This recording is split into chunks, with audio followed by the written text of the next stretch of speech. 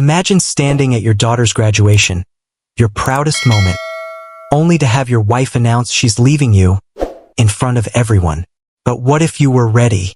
What if you handed her an envelope that changed everything? Stay till the end, because what was inside that envelope left everyone speechless. Don't forget to like, comment your take on betrayal, and hit that subscribe button for more real-life revenge stories. My name is Nathan Cole. I'm 47 years old, born and raised in Austin, Texas. For the past 23 years, I've worked as a financial advisor, helping families plan for retirement, college funds, estate protection, the whole 9 yards. I've always believed in long-term thinking, in building something steady and solid. That included my marriage. I met Lindsay when I was 25. She was 2 years younger, full of energy and ideas about teaching kids and traveling the world. I was fresh out of college, just starting at a small investment firm downtown. We met at a 4th of July barbecue hosted by a mutual friend. She made fun of my buttoned-up shirt and asked if I ever relaxed. I told her only when spreadsheets were involved. That made her laugh. That laugh stayed with me. We got married 2 years later, scraped together enough money to put a down payment on a modest house, and eventually had our daughter, Isabella. I remember the day we brought her home like it was yesterday. Lindsay cried. I just stared at that tiny little face and thought, this is it. This is what life is about. For a while, things were good, really good. We worked hard, saved aggressively, and sacrificed vacations so we could build the life we dreamed of. When Isabella was born, Lindsay stayed home for a few years. I picked up extra clients, worked weekends, did whatever I could to keep us steady. It didn't feel like a burden. It felt like purpose. Every Sunday we had family dinners. Every summer, we'd take a road trip. Just the three of us, windows down, singing off-key to classic rock. We weren't flashy. We were solid. Predictable even. But in my book, predictable is underrated. If someone had told me 5 years ago that my wife would someday become a stranger to me, I would have laughed. I would have said, not Lindsay, not us, because we were the couple everyone else looked at and thought, that's what I want someday. Funny thing about someday comes faster than you think. And sometimes it doesn't look anything like you imagined. But I didn't know that yet. Not then. Back then, I still believed we were forever. Started small. At first, I didn't even register the changes. Lindsay had always been beautiful, but she suddenly started spending a lot more time at the gym. She told me it was just about staying healthy. Something to keep her energy up now that Isabella was finishing college and things were slowing down. She started going 5, sometimes 6 times a week. Her workouts used to be 30, maybe 40 minutes. Now she was gone for 2 hours, sometimes more. She said she was trying a new program, group classes, stretching afterward. I believed her. Why wouldn't I? Then came the new clothes. Not just workout gear either. Designer labels I didn't recognize. Pricey stuff. I'd ask where it came from and she'd brush it off. Got it on clearance. Janet gave me a gift card. You know me, I love a bargain. Lindsay had never been the secretive type. She used to hand me her phone to look up recipes or show me funny messages from her sister. Lately, her phone was glued to her. Always face down. Always on silent. And she took it with her everywhere, even to the bathroom. I didn't want to be that guy snooping around like some jealous teenager. But something felt off. I tried to push the thoughts away. Maybe she was just going through a phase. Maybe it was midlife. Maybe it was me. I started wondering if I had done something wrong. Was I too focused on work? Too stuck in my routine? I mean, I've always been the steady one, logical, responsible, not the most romantic guy in the world. Maybe she just needed more attention. Maybe she was looking for something I'd stopped giving her. That kind of doubt? It eats at you. You start rewriting every conversation, every moment of silence. Was she distant? Or had she always been this way and I just never noticed? Was I being paranoid? Or had she really stopped looking me in the eye when we talked? I'd come home and she'd be humming in the kitchen, glowing from a workout, texting someone while stirring pasta. I'd ask how her day was and she'd say, fine. Like it was a script she was tired of reading. I kept telling myself not to make a big deal out of it. Don't accuse. Don't assume. Don't make drama where there is none. But the thing about gut feelings? They don't shut up. They whisper in the quiet moments. They speak loudest when everything looks normal on the surface. And my gut had started screaming. Something wasn't right. I just didn't know how wrong it really was. Yet, it was a Tuesday morning when everything changed. I was at my office, going over a client's retirement portfolio. Nothing out of the ordinary when my phone buzzed. Unknown number. I almost ignored it, but something told me to check. One message. One photo. That was all it took. There she was, Lindsay, sitting at a table in a hotel restaurant downtown. Not across from Tyler. Next to him. His hand was resting on her thigh. Her head was leaning against his shoulder. They weren't hiding. They looked comfortable. Familiar. Like this wasn't the first time. Below the image, the message read, "Thought you should know. Hotel security has more if you need it." My heart didn't race. I didn't panic. I just stared at that picture for 10 straight minutes, like it was trying to talk to me. Then I called the number. A man picked up. Kevin Walsh. Said he worked security at the hotel. He wasn't fishing for money or playing games. He was calm, straightforward. "I've seen your wife here before," he said. "Same man. Same room. About twice a week. My brother went through something similar. I figured you'd want to know." And just like that, the switch flipped. It wasn't a phase. It wasn't me being distracted or paranoid. It was real. All of it. The hours away. The new clothes. The phone secrecy. The change in her smile. I didn't yell. Didn't throw things. I just sat there, staring out my office window, watching traffic move by like nothing had happened. My whole life was quietly shifting beneath me, and no one else in the world even noticed. Oddly enough, I didn't feel rage. Not yet. I felt relieved. Relieved to finally know. Because when you're stuck in that in-between, wondering if you're crazy or if you're being lied to, that's the worst place to be. It's like emotional limbo. But once the curtain drops, once the lie's exposed, you can breathe again. That evening, I didn't say anything to Lindsay. I watched her walk through the door like everything was fine. She kissed me on the cheek, told me she and Janet had dinner plans later in the week, and asked if I'd RSVP'd for Isabella's graduation ceremony yet. I nodded, smiled even, because now I wasn't guessing anymore. Now, I had a reason to act. That night, I didn't sleep much. I lay in bed next to a woman I no longer recognized, listening to her soft, even breathing while my mind ran laps around the truth. 22 years of marriage. A home, a business, a daughter we raised together. And now, everything was cracking beneath my feet. But I wasn't about to be caught off guard again. First thing the next morning, I dug through my office filing cabinet until I found it. The postnuptial agreement Lindsay and I signed 8 years ago. Her idea, actually. She said she wanted to protect the family if anything ever happened with my business. Liabilities, lawsuits, the usual stuff. Back then, I thought it was a smart move. Fair. Responsible. Turns out, it might just be the thing that saved me.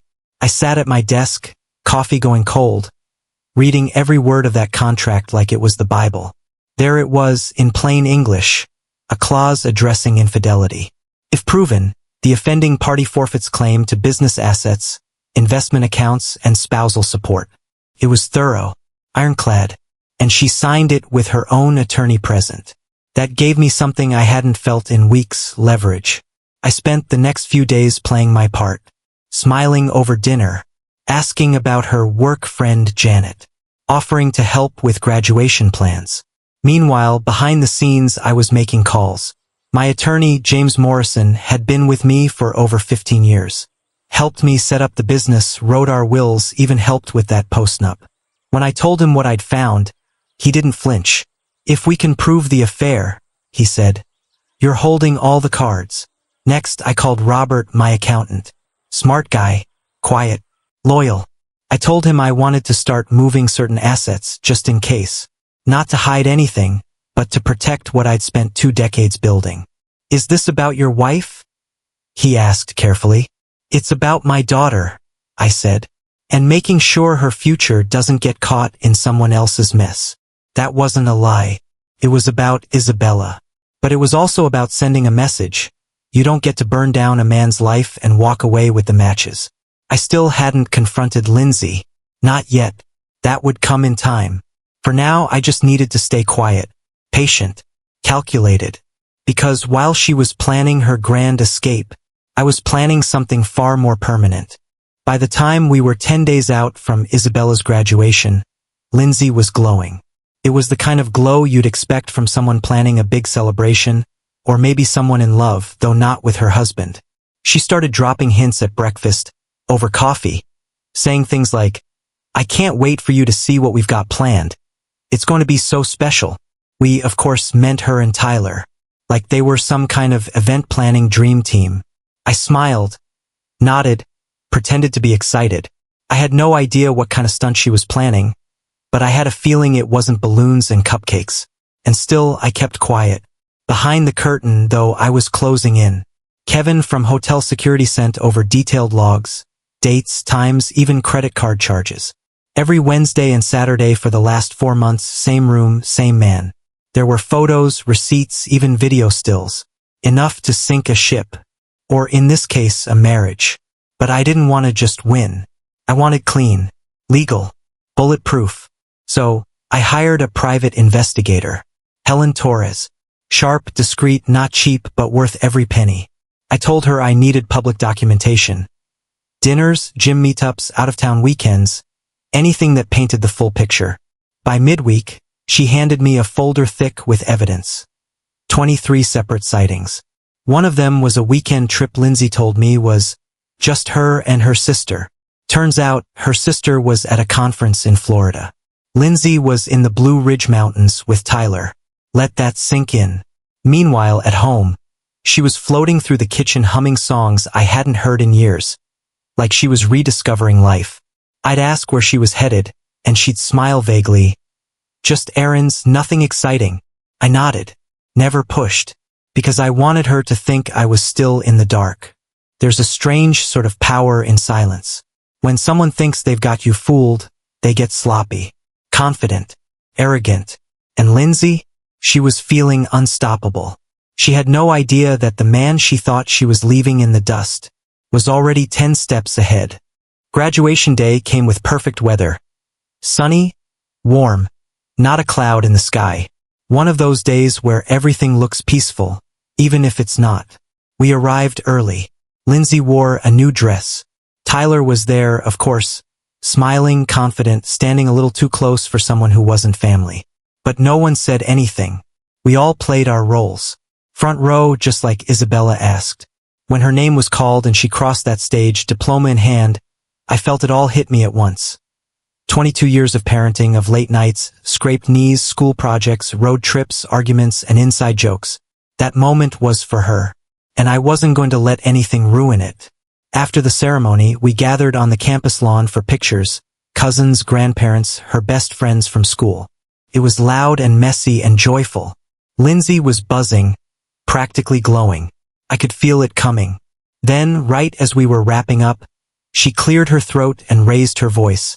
Just enough to silence the crowd.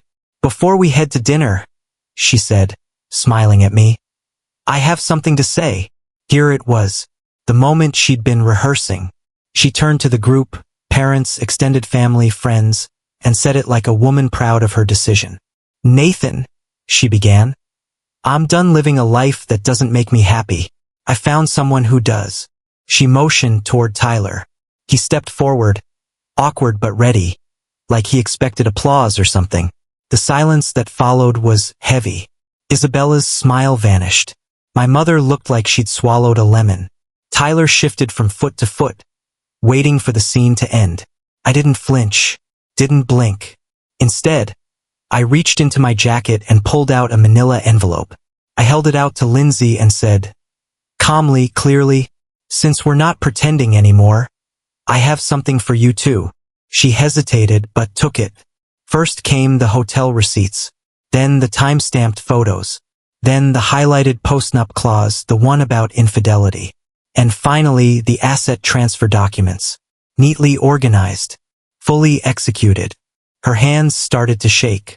Her face went pale. "What is this?" she whispered. "Documentation," I said. While you were planning your big surprise, I was planning mine. Tyler stepped forward, confused. Wait, what does this mean? I looked at him for the first time that day and said, it means the woman you thought you were building a new life with just lost access to $3.2 million. Nobody spoke. Lindsay tried to say something, but no words came. I turned to Isabella, who was holding back tears. I leaned in, kissed her forehead, and said, this day is still yours. Then I walked away, with my head high, my dignity intact, and every piece of my future right where it belonged. The fallout came fast. Within a week, Lindsay had consulted 3 different attorneys. Each one told her the same thing. The postnup was valid. The evidence was airtight. And the asset transfers. Legal. Irrevocable. Unchallengeable. She kept the house because I let her. Her car. Her teacher's pension. That was it. Tyler? He disappeared 2 days after her first meeting with the lawyers. No note. No explanation. Just gone. Guess being a life partner wasn't as exciting once the money dried up. Funny how that works. I didn't chase revenge. I didn't post anything online. I didn't gloat. What I did was take my daughter out to dinner a month later, her favorite restaurant downtown. Over dessert, she asked me, are you angry at Mom? I thought about that for a second. And then I said, no, not angry, just disappointed. She nodded, stirred her coffee. Then she asked, are you angry at yourself? That one hit harder. Maybe, I said, for not seeing it sooner, for giving so much trust, and never thinking it might break. But I've learned, and I've healed.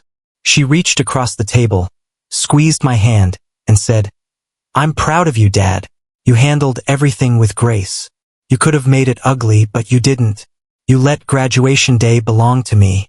That mattered. And that's when I knew I'd made the right call. 6 months later, I moved into a smaller place across town. Simple, quiet, my kind of peace. I kept my clients, my business, my routine. Life moved forward. Lindsay eventually moved to Charleston. I heard through mutual friends she got involved with another personal trainer. Met him at a yoga retreat.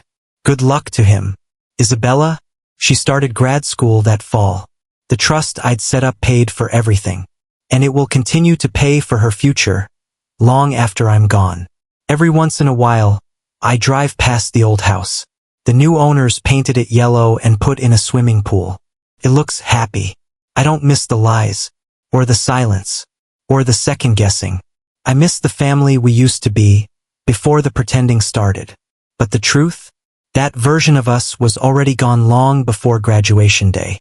Some endings aren't tragedies. Sometimes, they're just clarity.